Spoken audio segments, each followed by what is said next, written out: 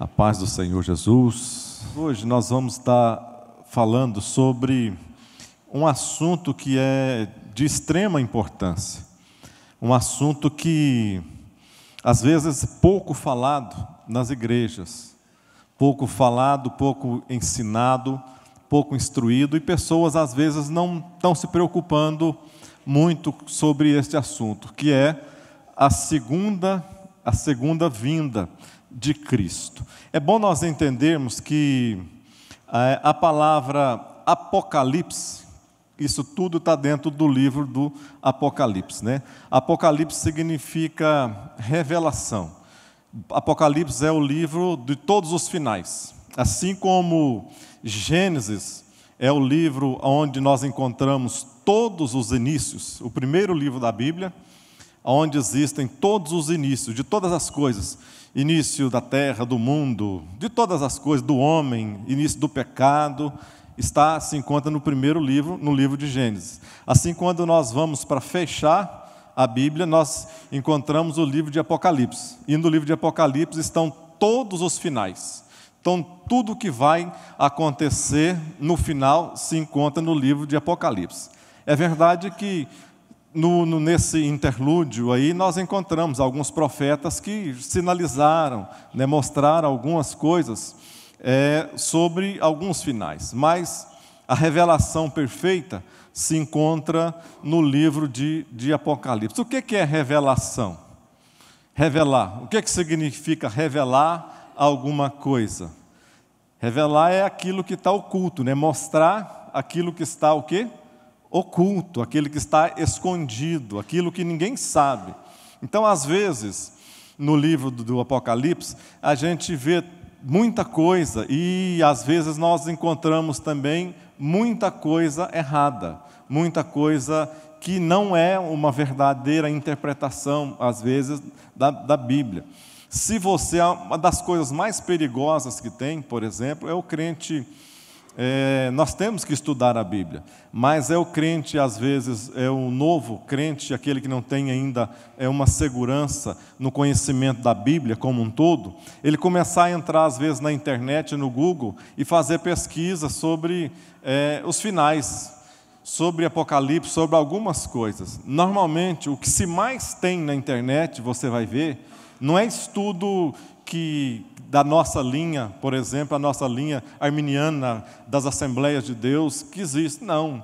O que mais se encontra estudo na Bíblia, que você vai ver, é das testemunhas de Jeová, é dos adventistas do sétimo dia, são os que tem mais. 90% dos estudos que tem são esses. São bonitos estudos, são estudos bem arrumados, bem feitos, mas se você não tiver um conhecimento teológico, você evidentemente não tem como discernir o que é certo e o que é errado. Aonde está, aonde nós encontramos, até onde nós estamos e aonde nós estamos fora. Então, às vezes, é perigoso você fazer esse tipo de pesquisa na internet. É melhor você começar a ler na Bíblia, você ir numa livraria evangélica, comprar um livro das nossas livrarias, comprar um livro, vai estudar, vem fazer um curso teológico aqui na igreja, e aí você vai aprendendo cada vez mais. O que eu coloquei aqui, eu acho que está na sua revista aí também, nessa introdução, que diz assim, que a vinda do Senhor é uma o quê? Diga todos, é uma promessa de esperança. A quem? A todos os que creem. A iminência de sua volta traz ao crente uma consciência de viver uma vida mais santa e o desejo de estar mais perto dele. Em Gênesis, por exemplo, Deus falou assim, olha, você não vai comer da árvore da vida, porque no dia que você comer, você vai morrer. No Apocalipse, Deus vai estar falando assim, não haverá mais morte, não haverá mais choro, não haverá mais pranto, não haverá mais lágrimas. Em Gênesis, Deus faz o primeiro casamento de Adão. Primeiro Adão, Deus faz o casamento. Lá em Apocalipse, você vai ver, é o casamento do segundo Adão, que é Jesus Cristo, encontrando a sua igreja e fazendo o casamento para todo o sempre. Ou seja, lá nós vamos ver todos os antagonismos, às vezes, entre Gênesis e Apocalipse. Mas o que eu queria centrar nesta manhã, para a gente fazer um apanhado, pelo menos um pequeno apanhado, é que, por exemplo, Apocalipse 22, 12 diz assim: eis que cedo venho, e o meu galardão está comigo, para dar a cada um segundo a sua obra. O que Jesus está dizendo aqui, ele está fechando o livro, ele está encerrando todas as coisas, e ele está dizendo assim: eis que cedo venho, para dar o galardão a cada um segundo as suas obras. Nesse momento aqui, na realidade, não vai ter mais condenação, mas aqui é só um momento de galardão. Nós não vamos falar nisso aqui agora. Apocalipse 22, 17 diz assim: e o Espírito e a esposa dizem: vem, e quem ouve, diga: vem, e quem tem sede, diga: venha, e quem quiser, tome de graça da água da vida. Ou seja, o que me dá a entender aqui nesse verso também aqui é que somente aqueles que têm uma esperança é que podem dizer: Maranata, ora vem, Senhor Jesus. Somente aqueles que confiam mesmo que o seu nome está incluído, primeiramente que o seu nome está incluído ali no livro da vida, é que elas têm essa convicção de que podem dizer: se Jesus voltasse, Ele poderia voltar a qualquer momento, Ele poderia voltar hoje, poderia voltar agora, poderia voltar em qualquer instante, que eu estaria preparado. Então, somente aquelas pessoas que têm esta convicção é que vão estar dizendo isso: venha, venha, venha, eu estou preparado, eu sou como aquela noiva, eu sou aquela noiva que está preparada, eu te recebo agora, eu estou pronto, eu estou apto, eu já estou burilado, eu já estou trabalhado, eu já estou na espera há muitos anos para que o final possa estar acontecendo. Vocês estão me entendendo? Diga amém. Vamos mais para frente um pouco. Como é que Cristo vai voltar? Primeira coisa, Cristo vai voltar, Ele virá nas nuvens. Olha o que diz Atos, quando os anjos chegaram para aquela multidão que viu Jesus subindo, aquela multidão que estava olhando e foram vendo Jesus, né? Subindo, subindo, subindo, a nuvem cobriu Jesus. Aí os anjos chegaram, o povo estava espantado com aquela visão. Os anjos chegaram e começaram a conversar, e eles disseram assim: olha, foi elevado tal, esse Jesus que dentre vós foi recebido em cima no céu, há de vir assim como para o céu os viste ir. Ou seja, quando Jesus foi assunto aos céus, os anjos testemunharam dizendo: olha, da mesma maneira que vocês estão vendo alguma coisa tão repentina que aconteceu, estávamos conversando aqui com Jesus, mas agora de uma hora para outra ele saiu, subiu aos céus, da mesma maneira que vocês estão vendo ele subir. Um dia ele vai fazer isso inverso, ele vai estar descendo aqui para buscar a sua igreja. Eu coloquei também um verso, vamos trabalhar em alguns versículos aqui, que na 1 Tessalonicenses 4, 16, 17, diz assim, também nessa promessa, olha só: porque o mesmo Senhor descerá do céu com alarido, olha aqui, e com voz de arcanjo, e com a trombeta de Deus, e os que morreram em Cristo ressuscitarão primeiro. Depois nós, os que ficarmos vivos, seremos arrebatados juntamente com eles nas nuvens, a encontrar o Senhor nos ares, e assim estaremos para sempre com o Senhor. Essa tem que ser a esperança da igreja. Tudo que nós fazemos aqui na terra é para ter um desfecho. Chegar algum dia da nossa vida, ou nós vamos ser chamados mortos, nossos corpos vão estar lá enterrados, vão estar lá mortos, vai estar lá, uns vai estar queimado, lá outros vai estar no mar, outros vai estar para todo lado. Às vezes morreu normal, o outro morreu de uma maneira trágica, mas de toda maneira a Bíblia diz que ao ouvir o som da trombeta, um dia Jesus vai voltar. E somente vão escutá-lo, e somente vão ouvir a voz do arcanjo aqueles que vão ter os seus nomes escritos no livro da vida. Alguns vão estar mortos, e alguns vão poder ter a experiência de ser arrebatados. Já pensou, irmão? Que coisa tremenda, ter a experiência de ser arrebatado. A pessoa está conversando, está batendo papo, está andando na rua assim. A Bíblia diz que assim como nos dias de Noé, assim como nos dias de Noé, o povo comia, bebia, cantava, casava, batia papo, fazia negócios, e o dilúvio veio e pegou todo mundo que não estava preparado. Assim vai ser o dia que o Senhor voltar. Do mesmo jeito, as pessoas vão estar casando, brincando, comprando, vendendo, conversando, e Ele vai voltar num abrir e fechar de olhos. Imagina isso, uma igreja. Vocês já viram aquele filminho que tem? Uma encenação, né, como que poderia ser a volta de Jesus, ou o arrebatamento da igreja. As pessoas dentro de uma igreja assim, conversando, o pastor pregando, e quando num abrir e fechar de olhos acontece assim, somente algumas pessoas ficaram, a grande maioria subiu, foi arrebatada, não se achou, não se viu mais. É assim que vai estar acontecendo. Talvez, eu não vou entrar em alguns detalhes aqui, porque esta aula vai se dividir em duas partes. A de hoje e depois a do mundo vindouro. Se eu falar algumas coisas aqui, talvez eu vou estar entrando na próxima aula, e eu não quero fazer isso também. Mas vamos, ele virá com seus anjos, ele virá repentinamente, e ele virá o quê? Pessoalmente. Ele diz assim, e quando eu for e vos preparar lugar, virei outra vez, e vos levarei para mim mesmo, para que onde eu estiver, estejais vós também. Isso é uma promessa de Jesus antes de ser assunto ao céu. Ele quer que aonde Ele esteja, nós vamos estar morando com Ele, a eternidade desfrutando com Ele.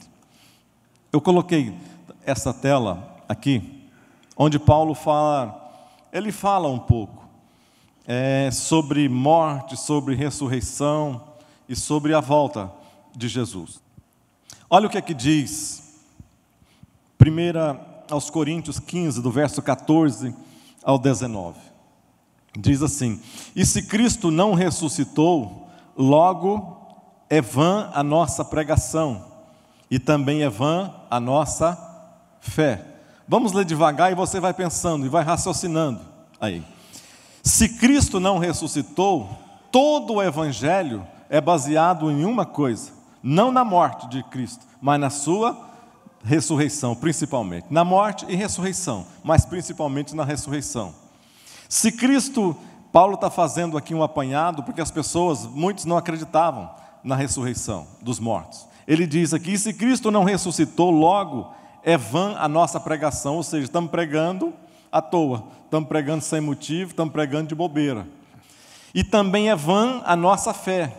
E assim somos também considerados como falsas testemunhas de Deus, pois testificamos de Deus que ressuscitou a Cristo, ao qual, porém, não ressuscitou, se na verdade os mortos não ressuscitam. Porque, olha aqui, ele vai fazendo a sua conclusão. Ele diz assim, porque se os mortos não ressuscitam, também Cristo não ressuscitou. E se Cristo não ressuscitou, é vã a nossa fé, e ainda permaneceis nos vossos pecados. E também os que dormiram em Cristo estão perdidos. E ele conclui aqui nesse momento dizendo, se esperamos em Cristo, só nesta vida somos os mais miseráveis de todos os homens. Sim ou não, irmãos? Toda a nossa fé, toda a nossa estrutura, toda a nossa teologia, ou toda a nossa cristologia, ela é baseada na ressurreição de Cristo, e de que um dia Ele vai voltar para buscar a sua igreja. Se Cristo, como Paulo está dizendo aqui, não ressuscitou e continua lá debaixo da terra, a nossa fé é vã, porque nós estamos falando de bobagem. Nós estamos falando da abobrinha, nós estamos conversando por conversar, nós estamos simplesmente fazendo discurso sobre um assunto. Ele diz e conclui dizendo que se Cristo não ressuscitou, nós somos os mais miseráveis de todos os homens. Nesse momento aqui, ele estava falando. E porque tinha ali também os saduceus que não acreditavam também na ressurreição dos mortos, né? Então ele estava falando para eles, ele estava fazendo uma doutrina para os crentes e usando a descrença dos outros, né? A descrença das outras pessoas que não acreditavam nisso. Os eventos do porvir, que diz assim, a primeira, qual que é a fonte da predição? Que fonte que a gente pode confiar para saber o que é mais confiável? Aonde nós podemos colocar a nossa confiança nisso? Aonde? Na Bíblia, né? A palavra de Deus, que diz assim, por meio da Bíblia Sagrada, Deus nos diz tudo que precisamos saber sobre os eventos do porvir. Ela é ainda fonte confiável. Ou seja, a Bíblia,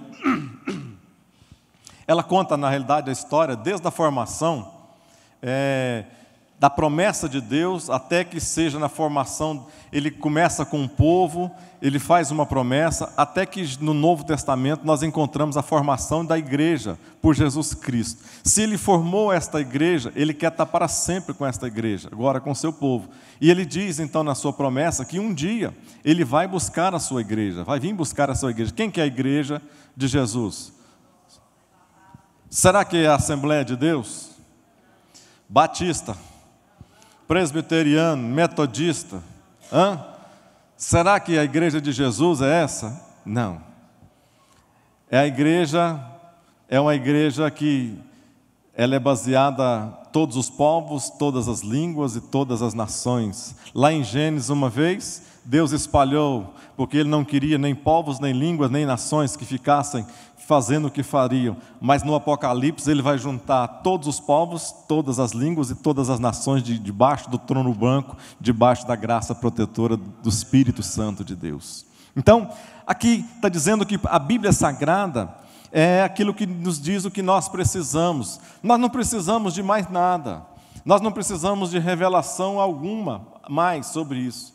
Às vezes a gente vê muitas invencionices sobre novas revelações. Tem gente que vê revelação onde não tem revelação. A Bíblia diz que tudo o que nós precisamos para que a nossa fé seja embasada, que a nossa fé seja fortalecida, se encontra na Bíblia Sagrada.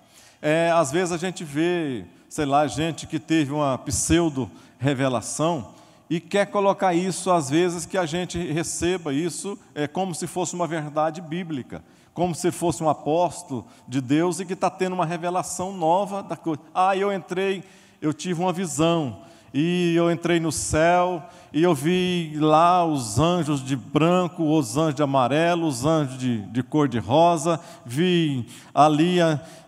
teve uns que teve revelação, eu vi umas gavetas no céu, tinha o cabelo das irmãs numa gaveta, tinha mais não sei o que noutra gaveta, e como se isso fosse uma doutrina bíblica, e na realidade não é. Existem revelações de Deus no tempo de hoje?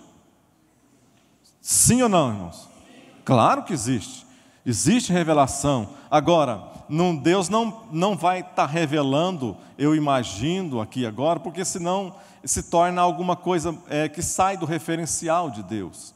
Então, Ele tem revelação, Ele revela a minha vida, como já revelou tantas vezes e continua a revelar. Revela a sua vida, claro que sim, para que a gente possa... Para que serve principalmente a revelação hoje? Para que a gente possa alinhar a nossa vida com aquilo que Deus pensa, com aquilo que Deus quer, com aquilo que Ele exige, com aquilo que é o melhor para nós. Então Ele às vezes nos mostra uma revelação. Olha, você está nesse caminho, precisa nesse. Lá eu coloquei aqui,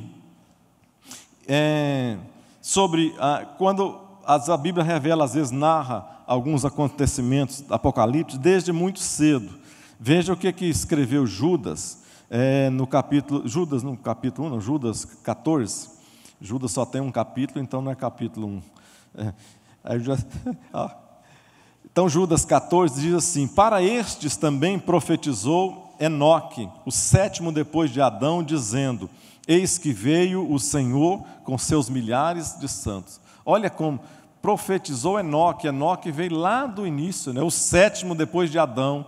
Ele trouxe uma palavra profética dizendo que o Senhor viria com os milhares dos seus santos para voltar e para buscar. Então, vamos mais para frente, aqui. O dia e a hora. Quantos aqui sabem o dia e a hora da volta de Jesus? Levanta a mão. Que medo que é esse? Quantos aqui sabem? Pouca gente, né? Só eu. Tem que amarrar a mão.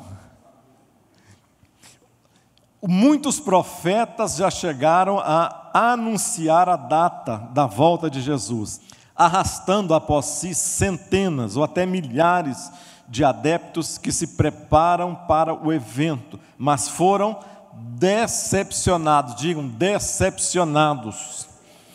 Cristo, em seu sermão profético, disse aos seus discípulos que ninguém, nem os anjos no céu, nem o Filho sabia o momento da segunda vinda, somente o Deus Pai. Olha o que diz lá Mateus 36 até o 38, diz assim, mas daquele dia e hora ninguém sabe, nem os anjos do céu, mas unicamente o meu Pai.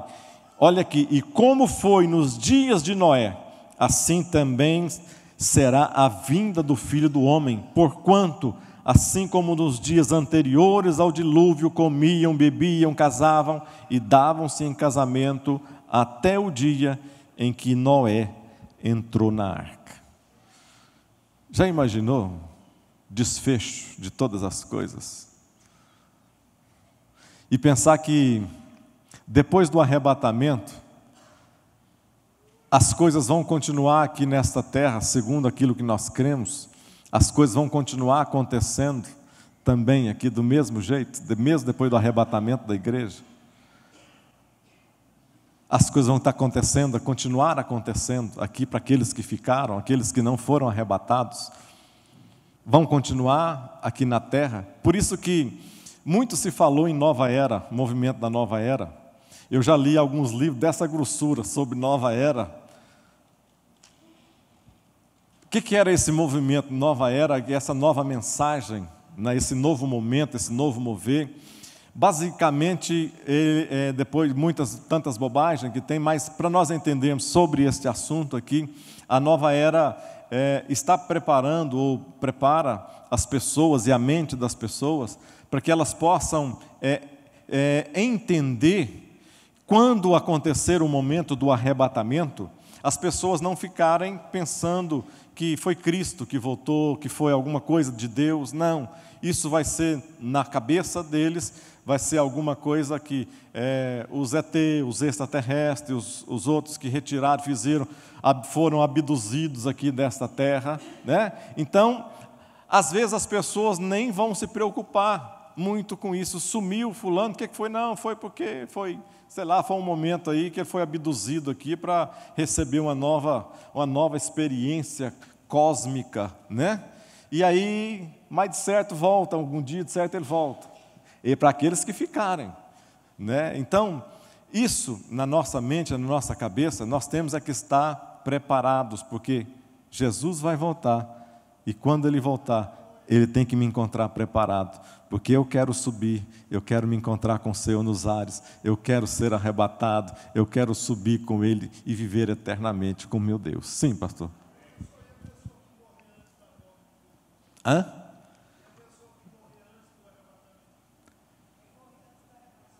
Quem morrer? Isso a Bíblia diz que eles vão ser chamados, né?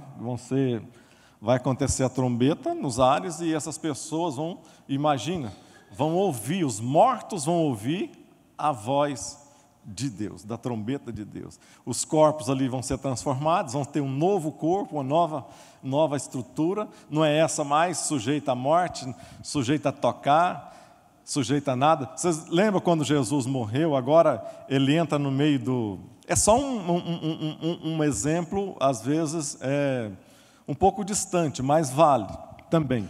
Quando Jesus morreu e os discípulos estavam, e ressuscita, e os discípulos estavam dentro do cenáculo, a Bíblia diz que Jesus entra Não entra na porta mais, batendo em porta. Ele entrou ali pelas paredes, entrou pelos lugares, entrou, simplesmente entrou. Ou seja, é alguma coisa, é diferente. Os nossos corpos vão ficar diferentes, vão ser transformados.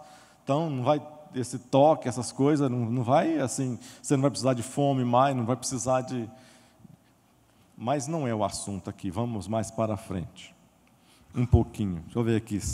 Muitos profetas já chegaram, anunciaram, foram decepcionados, e disse aos seus discípulos, tudo bem, vamos mais para frente.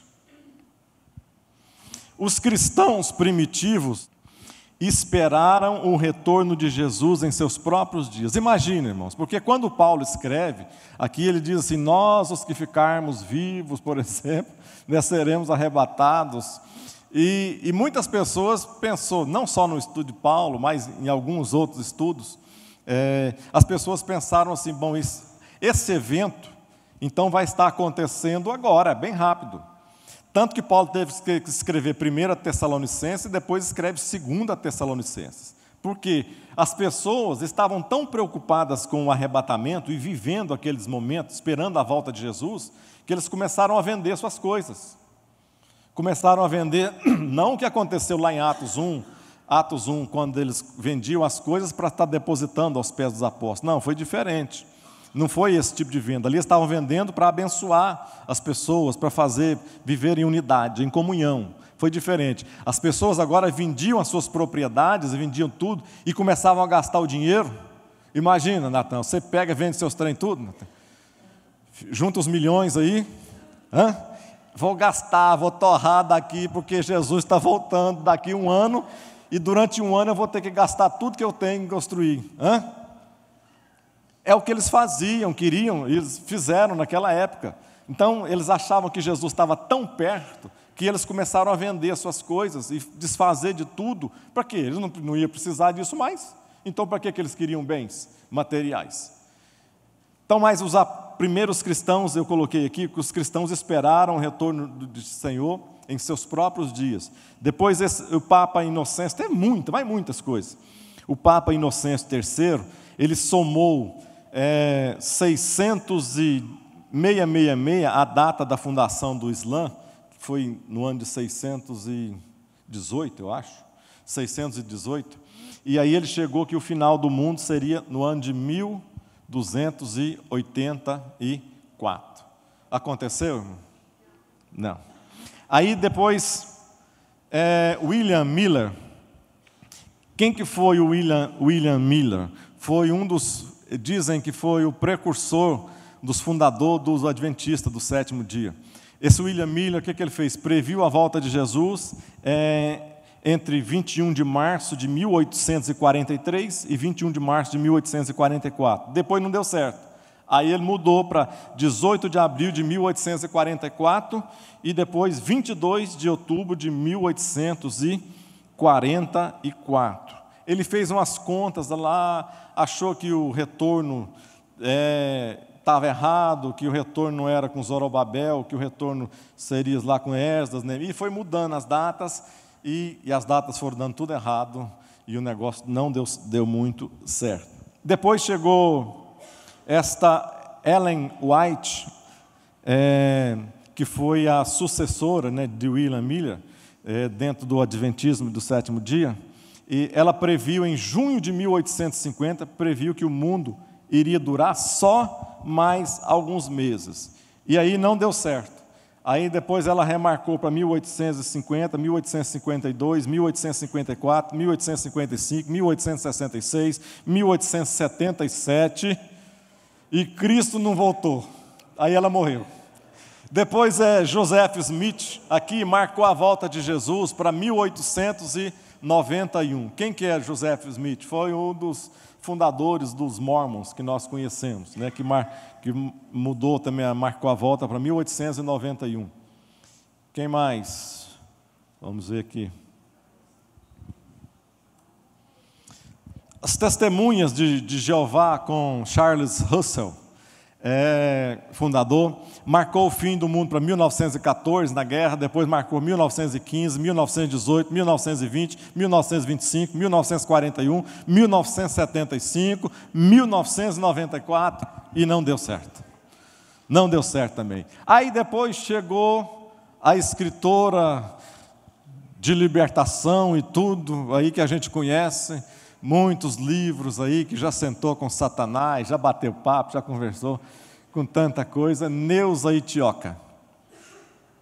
Gente, é verdade que todo mundo é bom? Não. É verdade que todo mundo é mau? Não. Nós temos coisas boas e nós temos coisas ruins, e normalmente a gente fala no aumento das pessoas só as coisas ruins. Então vamos falar de coisa ruim da Neuza Itioca, né? Tem coisa boa nela? Tem, é claro que tem, muitas coisas boas, mas só não podia ter essa bobagem que ela falou, marcou a volta de Jesus para 2017. 2017 está chegando, chegou, né? E depois ela também fez umas contas lá e falou que 2018 também pode ser que dá certo aí. Então vocês ficam preparados, tá certo? Depois o negócio acontece. E depois teve o reverendo Moon previu o reino dos céus para 1981. Várias previsões colocaram o fim do mundo. Vocês lembram?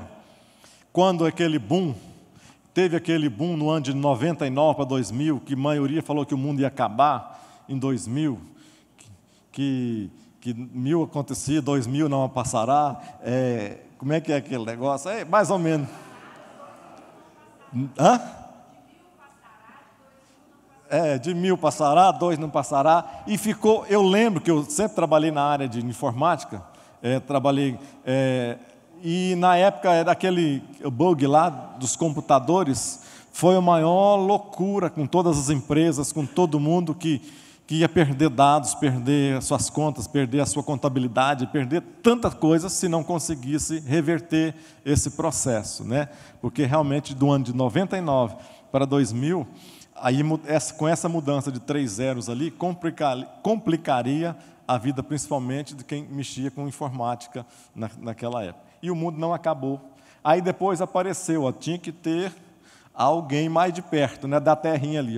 O profeta cearense Luiz Pereira previu o fim do mundo para 12 de outubro de 2012. Aí é uma previsão certa, com dia, data e ano, né? O negócio é sério, e o mundo não acabou, continua por aí. O destino, os eventos do porvir. Tudo que nós falamos foi introdução, tá? O destino dos impérios. Quais os eventos do porvir? Olha, Daniel já era um cara que era antenado com Deus. Daniel conseguia visualizar o futuro, né? Um camarada que viveu, né, bem antes de Cristo ali, ele conseguiu visualizar o futuro e conseguiu visualizar a eternidade. E ele, através dos sonhos que Deus dava para ele conseguia fazer grandes coisas. Aqui, Deus deu alguns sonhos para Daniel, que foi profetizado a queda da Babilônia, a ascensão dos impérios medo-persa, grego e romano, nos capítulos 2. O que tem no capítulo 2? Tem a visão da estátua. Essa estátua que você está falando aqui, que ele viu uma cabeça de ouro, um peito de prata, uma cintura de bronze, as pernas de ferro e os pés misturados de ferro e de bronze.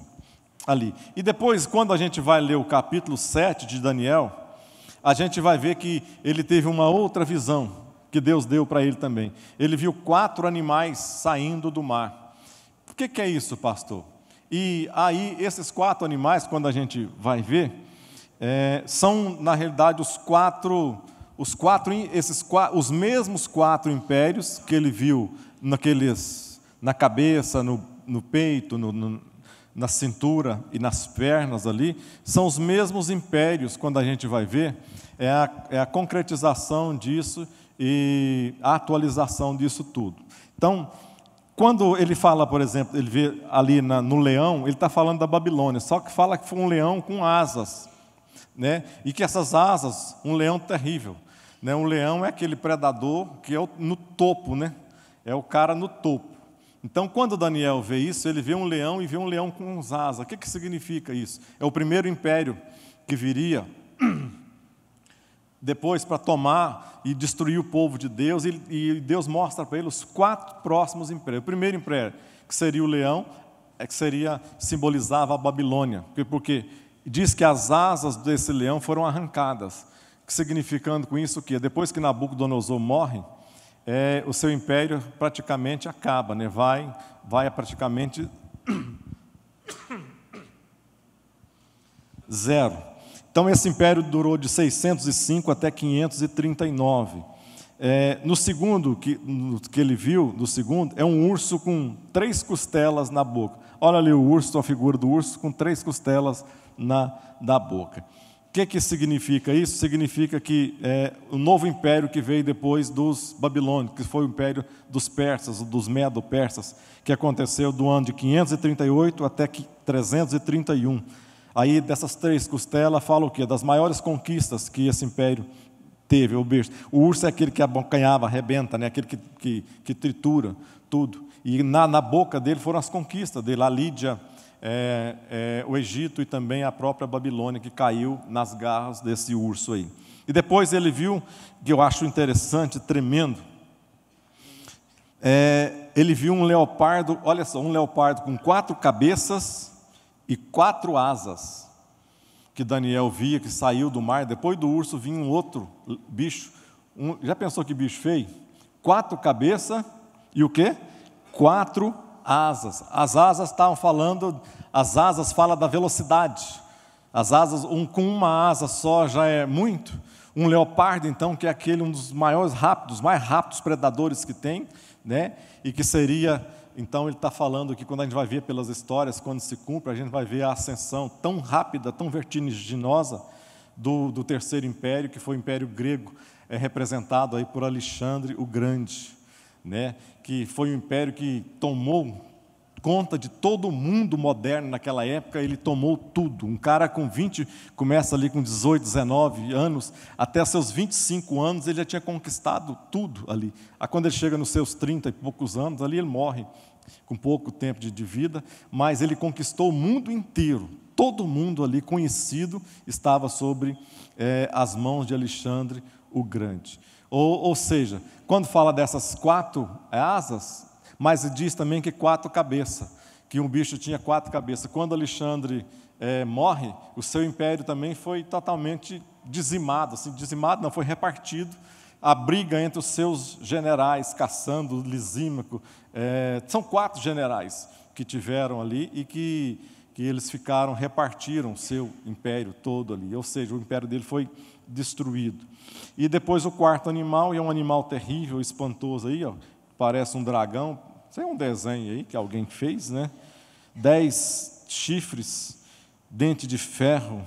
Isso aí representa o Império Romano, né? Que é o império um dos maiores impérios que teve, mais longos impérios que teve, foi o Império Romano, que concentrado todo o seu poder e que viveu. Se a gente for estudar o Império Romano, a gente vai ver que ele teve uns 400 anos, mais ou menos, de poder, mas até no ano 1000, mais ou menos, 1000 e pouco, o Império Romano ainda era forte, muito forte ainda. Ou seja, ele começou do ano de 167 a.C.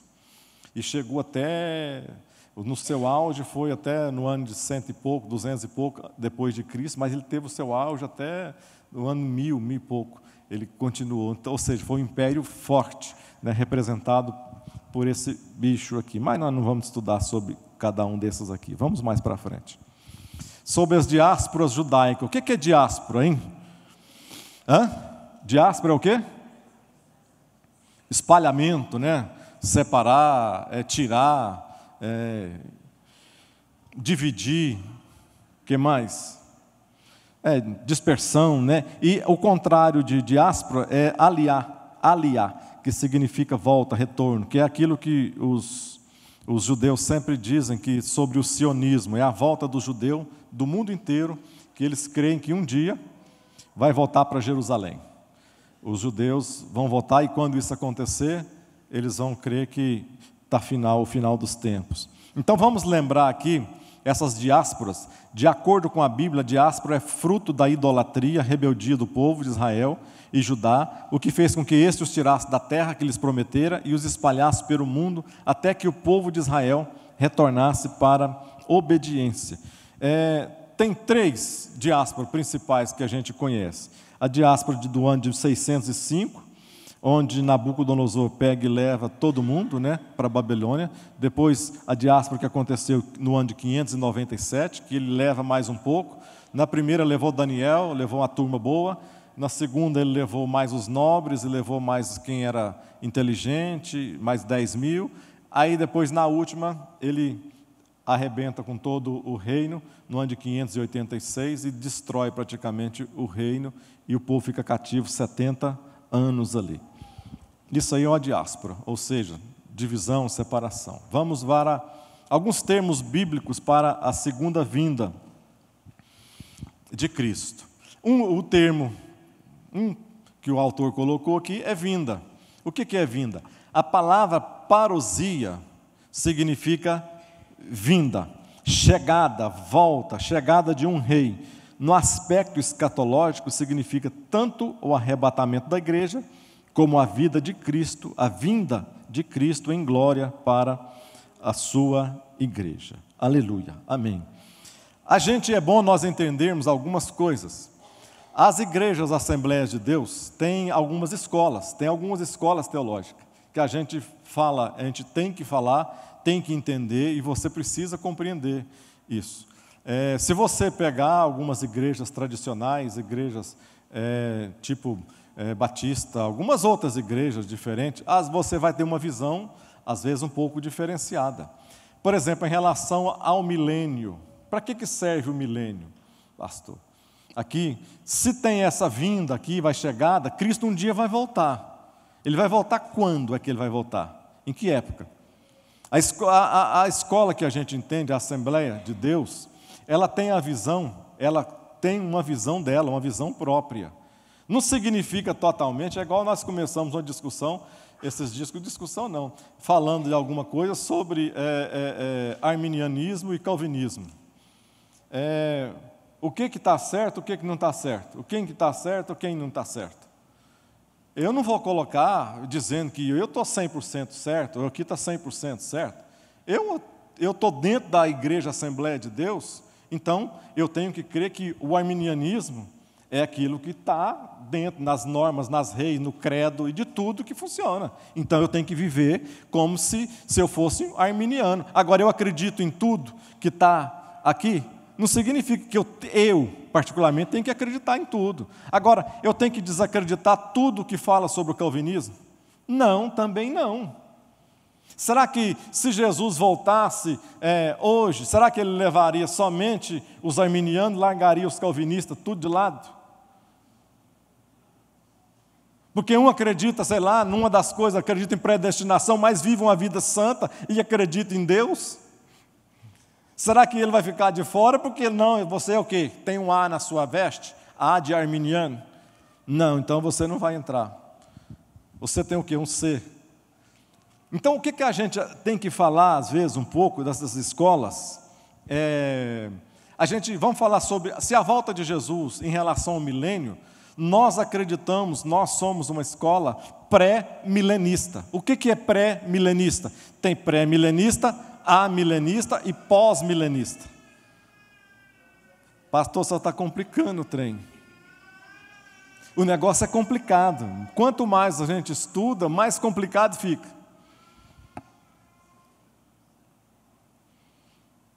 Por isso que às vezes na Bíblia diz que é melhor você nunca ter conhecido do que você conhecer e negar.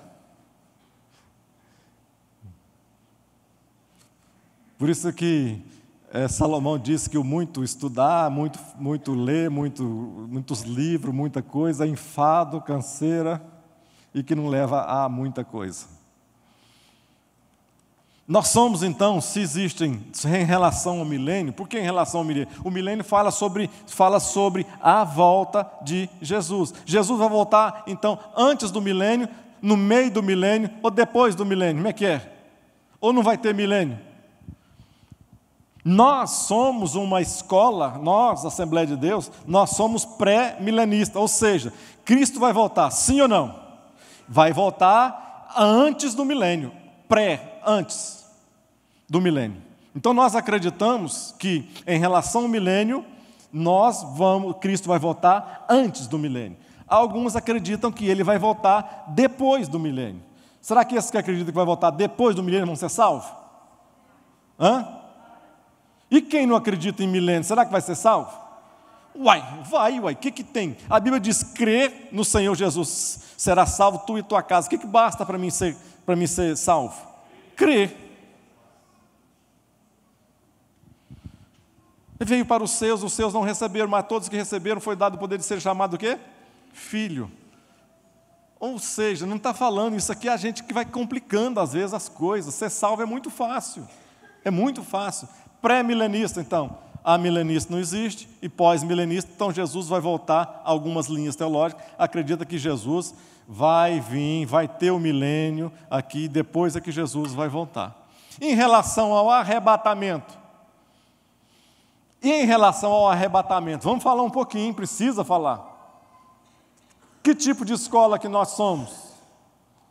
Pré-tribulacionista, mesotribulacionista ou pós-tribulacionista? Esse tribulacionista é uma tribulação, na realidade. O que significa isso, pastor? Significa quando você fala sobre o milênio, você está falando sobre a volta de Jesus, para você não esquecer. Sobre o milênio, você fala sobre a volta. Quando você fala sobre tribulação, você está falando sobre arrebatamento da igreja. Então, pastor, vamos lá então. A igreja vai ser arrebatada antes da tribulação, durante a tribulação ou depois da tribulação? Você acredita de que maneira? Que a igreja vai ser arrebatada antes da grande tribulação, no meio da grande tribulação ou depois da grande tribulação? Antes, muito bem. Você, então, é da escola Assembleia de Deus. Que tribulação é essa, né?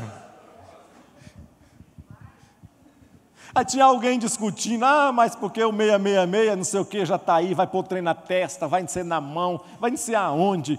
Que hora que acontecer, vai ser uma tragédia. Gente, o que eu tenho com isso? Eu nem aqui não vou estar, rapaz.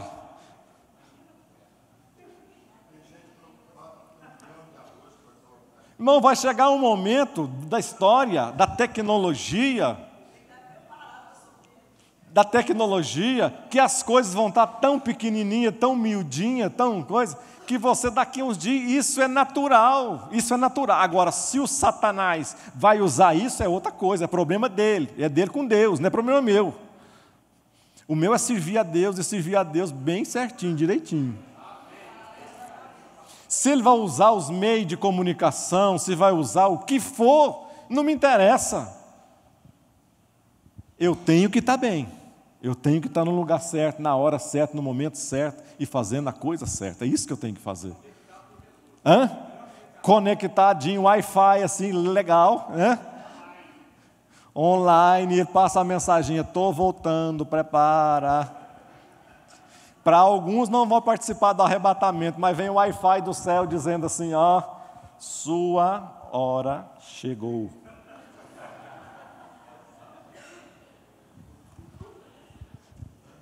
Pronto, dançou. Então, sobre essas coisas, sobre a gente falar sobre milênio, pré-milenista, milenista, pré-tribulacionista, mesotribulacionista, pós-tribulacionista, isso tudo aí tem escola, que algumas tem escola para tudo isso que nós estamos vendo. Gente que acredita que a igreja vai sim. E se você entrar, por exemplo, na internet para ver, você vai ver pessoas debatendo isso assim numa linha teológica original, centrada, dizendo que a igreja vai passar pela grande tribulação. Porque cita versículo, isso. Eu não vou falar alguns para não te confundir, mas cita.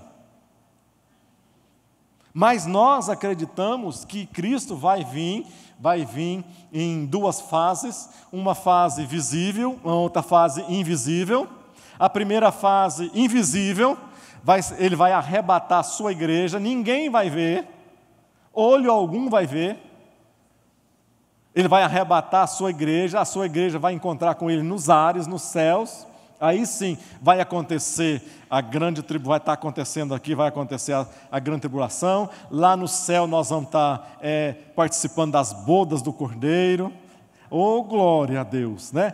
Vamos estar recebendo coisas boas sobre aquilo que fizemos aqui nesta terra, ou deixamos de fazer, mas vamos estar ali. E vai ter um momento depois da grande tribulação, que eu creio, então vai começar e vai inaugurar ali o milênio, e a igreja não vai estar participando dessas coisas, e vamos estar indo para a glória. Quantos querem ir para a glória? Diga amém, quero. E vamos terminando. Aqui está dizendo a manifestação, o apóstolo Paulo exorta os crentes a viverem uma vida irrepreensível, até a aparição de nosso Senhor Jesus Cristo, 1 Timóteo, e o aparecimento da glória do grande Deus e nosso Senhor Jesus Cristo. Aleluia. Tem gente que fala que, alguns dizem, essa palavra Senhor, ela é muito boa. Eu já falei algumas vezes sobre isso aqui, mas até no final, você vai ver aqui, quando Paulo está falando dos finais de todas as coisas, ele vai estar falando que quem vai estar voltando é o Senhor Jesus Cristo. Ou seja, ele vai voltar para aqueles que têm Ele como Senhor das suas vidas. Aquele que não tem Ele como Senhor da sua vida, esse não vai receber a volta de Cristo, não vai participar dessa volta. E alguns dizem assim, Ele é o Jesus, é o Rei dos Reis e Senhores dos Senhores. Algumas pessoas, porque dizem lá em Apocalipse, que vai na coxa de Jesus e no seu manto vai estar escrito Rei dos Reis, Senhor dos Senhores. Aí alguns dizem assim, Jesus é massa, é o cara, ele fez tatu, né? O cara que a tatuagem, tatuou assim na sua perna inteirinha, assim, Rei dos Reis. E alguns até fazem isso. Vocês não acreditam, não? Muita gente, para basear que tatuagem é legal, é bom, pode ser feito, que até Jesus fez tatuagem. Então, tem gente que defende isso. Eu não estou falando se eu não faço tatuagem, né? Eu não vou fazer tatuagem no meu corpo. Eu não estou falando que se você faz ou que você não deve fazer tatuagem no seu corpo, mas que Jesus fez tatuagem no corpo é muito na minha cabeça, né? Eu imagino Jesus sentado na cadeira e os anjos, e aí, Senhor, tá bom, que é legal, faz mais do lado esquerdo, mais direito, maior um pouquinho, colore. O R de rei, só quer que põe em letra caixa. Não existe isso. Revelação.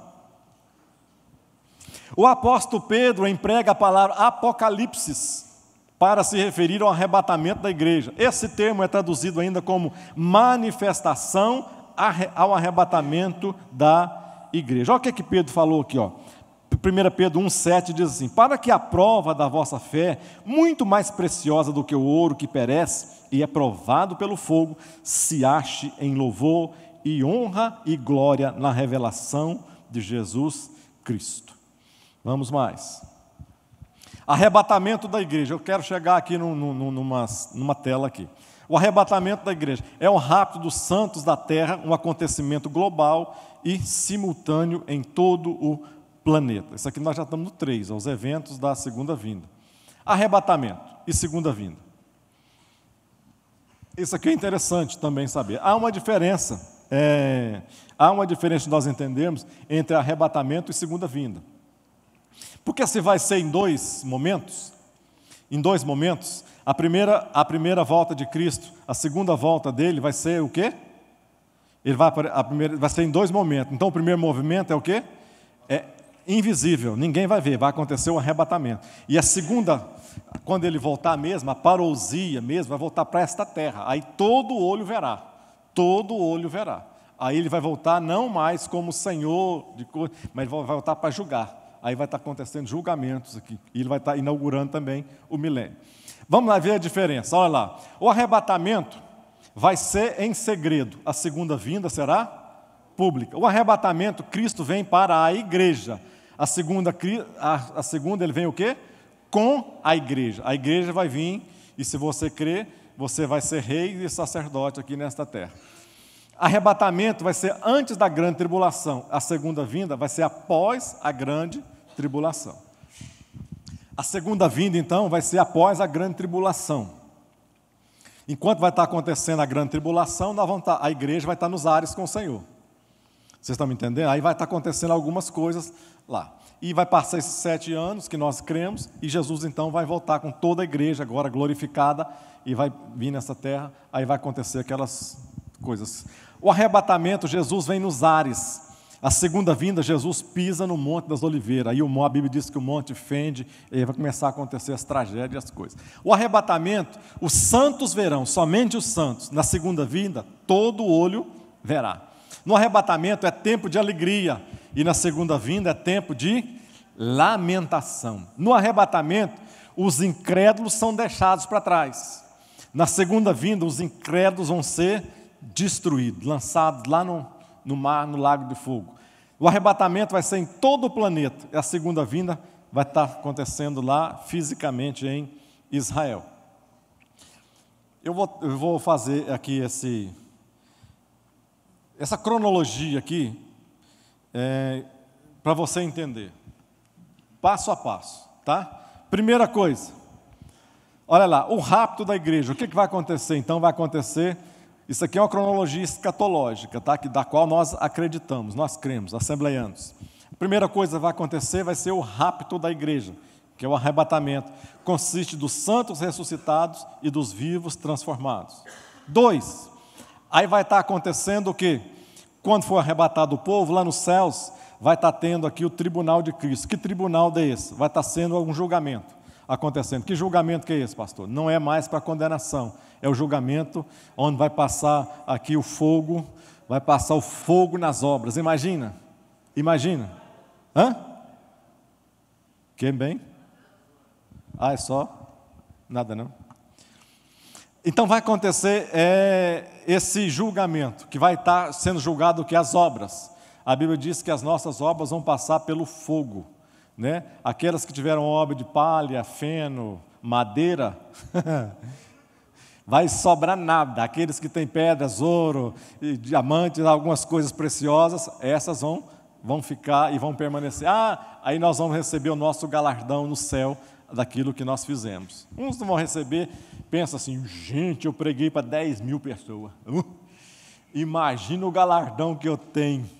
Gente, eu ensinava para não sei quantos, eu tenho um galardão terrível, tremendo. Quando eu chegar lá no céu, Deus vai falar, vocês deveriam ter sido igual esse aqui, esse aqui. Mas espera aí, anjo, vem cá. Fala o seguinte, só para a gente ver aqui como é que está esse negócio aqui. Bota essas obras tudo aqui nesse lugar aqui, gente, deu aquele montão de coisa, obra, pensa em obra. Agora, anjo, faz o seguinte, pega aí um bico isqueiro, bota fogo nesse negócio aí, vamos ver o que acontece. E coloca fogo e vê o que sobra. Só vê fogo cobrindo, igual cerrado, imagina fogo nesse cerrado. Só o fogo cobrindo e sobra no final, rapaz... Sei não, senta ali no cantinho, ali na beira do céu, lá na beirinha, cuidado para você não cair, lá divisa do inferno, está lá.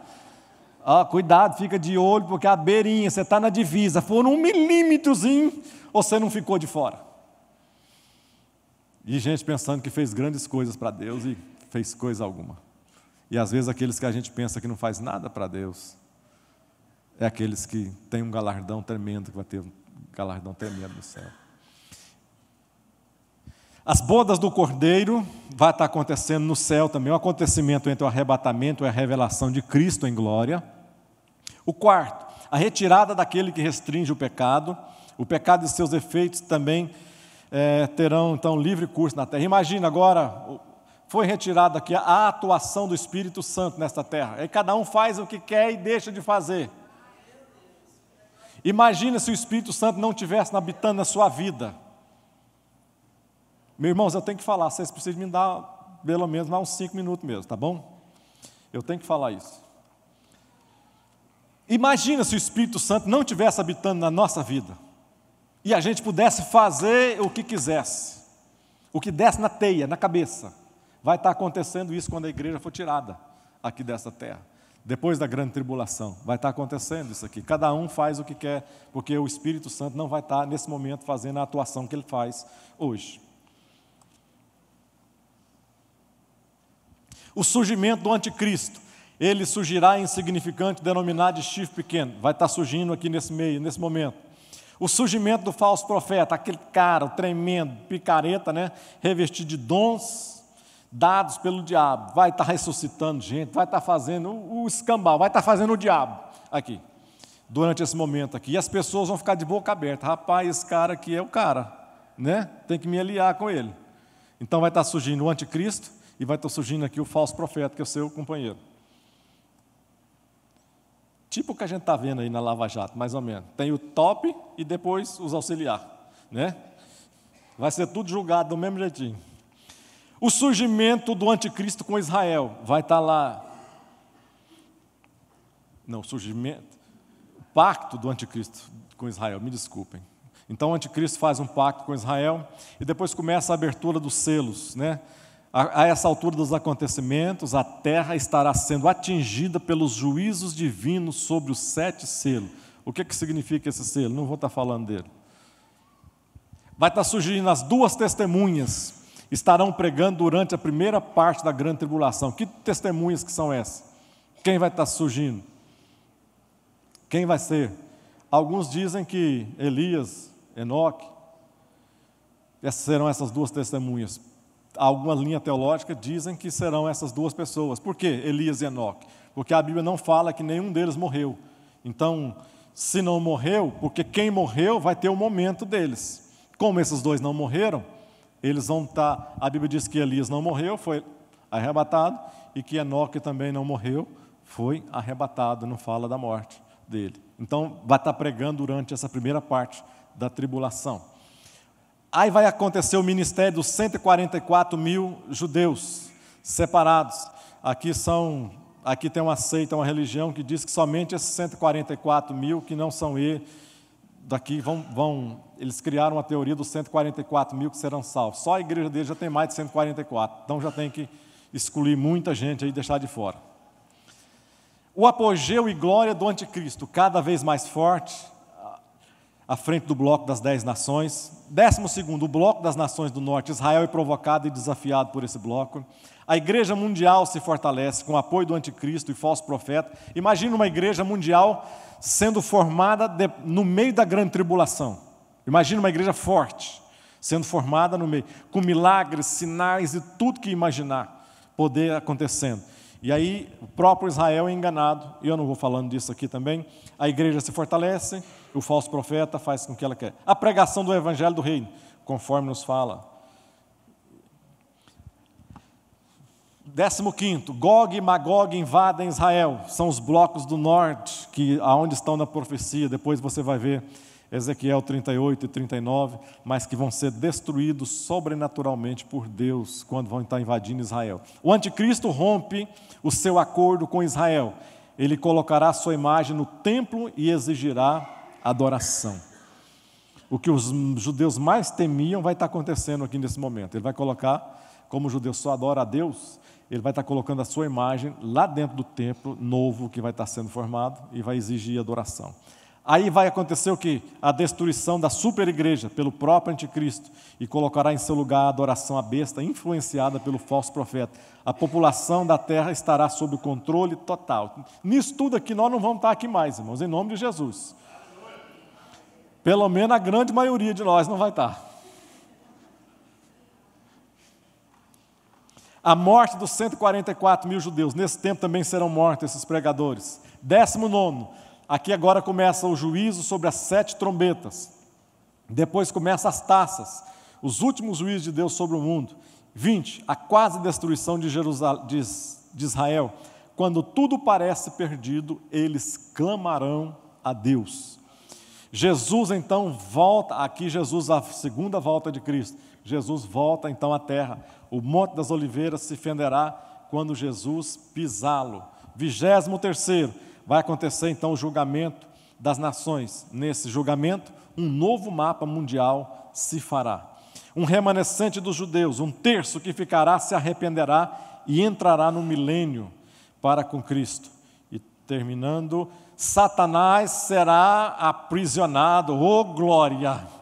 O agente para isso será o arcanjo Miguel. O reino milenial de Cristo, a justiça e a paz prevalecerão. A Bíblia diz que novos céus e nova terra, né? Essa terra foi contaminada, falta água, falta tudo, falta vergonha, falta um bocado de coisa. Vai ser tudo restaurado e nós vamos estar habitando e morando para sempre. O final da carreira de Satanás, encerrada, então, após um rastro de males por milênios. O juízo final, é aqui que a coisa pega. O juízo final, todos os mortos ímpios ressuscitarão para serem julgados e serão lançados no lago de fogo e enxofre. A morte também encerrará a sua missão. Imagina o cara sendo ressuscitado. A Bíblia diz, irmãos, imagine esse julgamento. Tem dia que às vezes eu imagino esse tipo de julgamento no céu. Porque para julgar alguém, e eu vou estar encerrando, para julgar alguém, é necessário que haja as evidências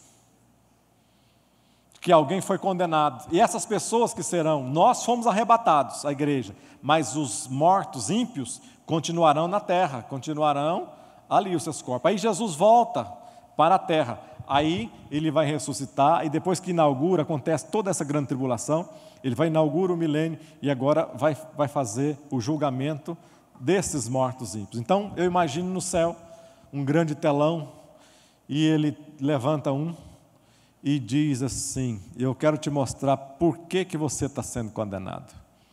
Você vai estar sendo condenado, dá uma olhada só. Imagina no céu um telão de 4K, passando imagens 5D, e Deus mostrando a história de vida de cada pessoa que está sendo condenado. Você está condenado por isso, por isso, por isso, por isso, por isso. Aí a pessoa não tem como dizer: mas eu não fiz. Mas eu tive esse motivo. Mas foi por causa disso. Não vai ter diante de Deus. Ele vai estar mostrando. E a Bíblia diz que todos passarão por esse tipo de julgamento. Ou seja, vai acontecer durante um determinado tempo esse juízo final. Então, enquanto cada pessoa não for julgada e ver os seus... Imagina a pessoa, o arrependimento que vai estar na cabeça de cada um nesse momento, de cada pessoa. O que vai passando no coração dela durante... Por que, meu Deus? Por que eu não fiz? Por que eu deixei? Por que aconteceu? E você saber que você vai passar o resto da eternidade, agora não é mais 50, 60, 70, 80, 100 anos de vida.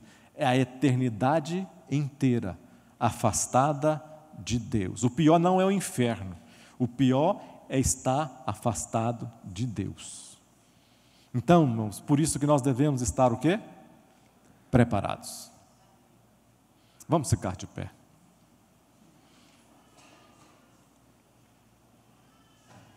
Põe a sua mão assim no seu coração. Eu quero orar nesta manhã. A vontade de Deus é que nenhum de nós se perca, nenhum. Mas Ele não pode invadir. Ele não pode invadir o meu querer, o meu desejo, o meu ser. Ele não pode invadir o meu pensamento e me obrigar a fazer aquilo que eu não quero. É por isso que quando nós aceitamos a Jesus, o Espírito Santo agora habita em nós. E se Ele habita em nós, Ele é a fonte de toda a inspiração nossa. É Ele que nos dirige, Ele nos conduz, Ele é o Senhor da nossa vida. E Ele que nos diz aonde nós devemos caminhar, se nós estamos certos, se nós devemos retroceder, se nós devemos pedir perdão, se nós devemos voltar e voltar ao primeiro amor novamente. Que Deus nesta manhã possa nos levar a refletir de que nós somos amados dEle, mas que um dia Ele vai voltar, e Ele vai voltar para levar a sua igreja, e Ele vai levar uma igreja sem mancha, sem mácula, uma igreja limpa, uma igreja branca, uma igreja que não tem pecado. Vamos orar. Espírito Santo de Deus, nesta manhã, Pai, nós entendemos pela Tua palavra que o Senhor, meu Deus, nos dá e nos propicia tantas coisas boas nesta terra. Deus, o Senhor tem cuidado de cada um de nós. O Senhor tem nos dado privilégios, o Senhor tem nos dado dons, o Senhor tem nos dado talentos, o Senhor tem nos oferecido o melhor, meu Pai. O Senhor tem nos beneficiado com a provisão financeira. O Senhor tem dado muito mais do que nós merecemos, ó Pai. O Senhor tem dado a saúde, o Senhor tem dado a paz através do Teu Espírito Santo. O Senhor tem nos dado uma fé que arde no nosso coração, ó Pai. O Senhor tem nos tirado do mundo, ó Deus. Nós não temos alegria em viver nesse mundo mais, porque nós sabemos que um dia nós desfrutaremos, ó meu Deus, nós desfrutaremos da Tua presença para todo sempre, ó Pai. Nós um dia seremos arrebatados, ou seremos os nossos corpos transformados, mas nós queremos sim, ó Deus, ouvir a Tua voz num desses momentos e chamar e dizer para nós: bendito do meu Pai, entra para o gozo da vida eterna.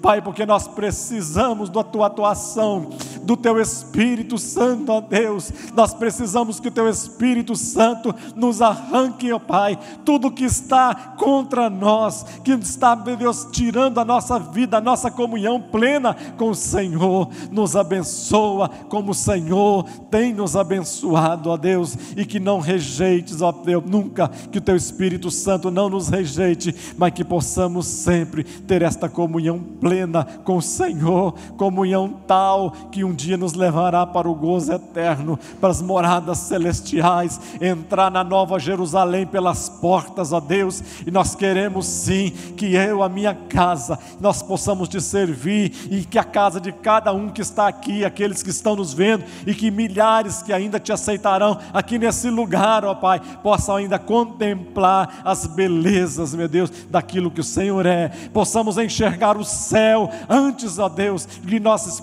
colocarmos os pés nele, que possamos desfrutar do céu antes, meu Deus, que os nossos pés sejam colocados neles, possamos vivenciar e experienciar uma vida nova, dadas pelo Senhor para a nossa vida. Nos ajuda, Senhor, em nome de Jesus Cristo, amém. Que Deus vos abençoe em Cristo Jesus.